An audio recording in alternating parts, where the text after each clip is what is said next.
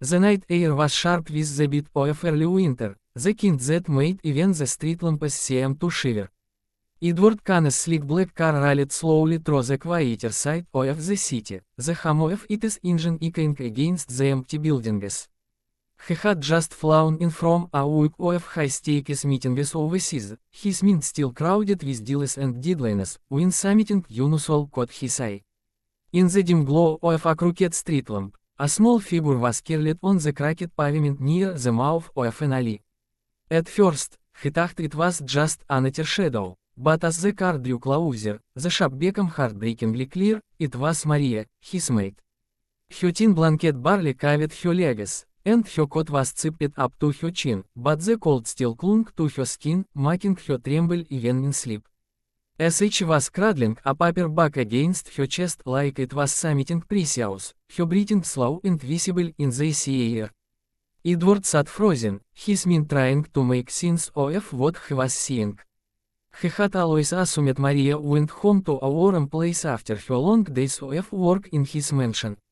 As she was efficient, polite, and always smiling, never showing the slightest sign of struggle.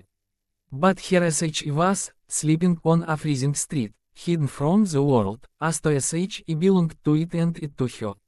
His chest tightened, an unfamiliar heaviness settling her as he realized this wasn't just a moment, it was a secret she'd been living all along. Edward's hand hovered over the car door handle for a moment before he finally pushed it open, the frigid wind cutting into him the second he stepped out. His polished shoes clicked against the pavement, a sharp contrast to the quiet stillness of the street.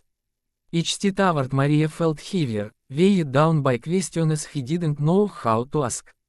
As she stared at the sound, her eyes blinking open slowly, confusion flickering in them before recognition set in. Panic flashed across her face as she scrambled to sit upright, tugging the thin blanket around her tighter. "Mr. Kane, I can explain," as she began, her voice trembling, not just from the cold but from the fear of what this moment might mean for her job. Edward crouched down in front of her, his sharp tailored suit brushing against the dirty pavement without hesitation. "Maria, why are you here? Why didn't you tell em?" His voice was softer than as he had ever heard it, almost careful, like speaking to a harshly might shatter her. As she hesitated, her eyes darting away. "I didn't want pity, sir. I just, after rent went up, I couldn't keep my apartment. I've been saving, trying to find a new place. I sleep here when it is late after work. I didn't want you, or anyone, to know." The words landed like a stone in Edward's chest. For years, he had surrounded himself with wealth, comfort, and an army of staff, yet here was someone who had served him loyally, living in a reality he could barely imagine. And worse, as he had been carrying it alone. He glanced around at the harsh concrete, the flickering streetlight, the empty silence, and something inside him shifted. This wasn't just about an employee anymore. This was about a human being who had been invisible to him until now. And Edward Kane had never been the type to leave something broken when he had the power to fix it. Maria stood frozen on the sidewalk, clutching the thin blanket to her chest as Edward reached into his coat pocket, pulled out his phone, and began dialing without a word. His expression was unreadable, but his movements were sharp, decisive, the kind of look that told her he had already made up his mind. Within minutes, a sleek black SUV pulled up to the curb.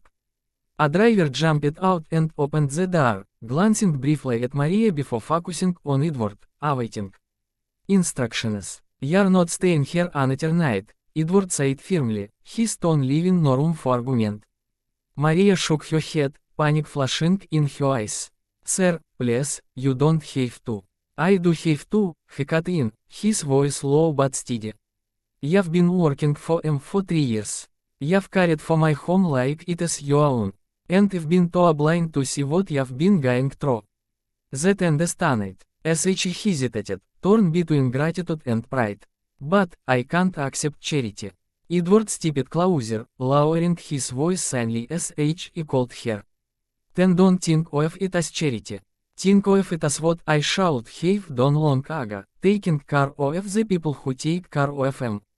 Maria strode tightened, as she climbed into the SUV reluctantly, still clutching her blanket, as Edward slid in beside her.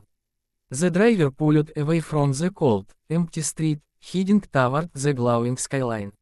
When they arrived at an upscale apartment building, the concierge greeted Edward by name and handed over a set of keys. "This is yours now," Edward said simply, pressing them into her palm. "Fully furnished. No rent. Consider it an investment in someone who was already proven her worth." Tears welled in Maria's eyes as she whispered, "I don't know how to thank you." Edward gave a faint smile, his gaze softening. "Just promise me one thing, never sleep on the street again." Maria nodded, her voice breaking. "I promise." What neither of them noticed was the neighbor across the hall watching quietly from a doorway, already texting someone. "You won't believe what Edward Kane just did for his mate." By morning, the story would spread and shock everyone.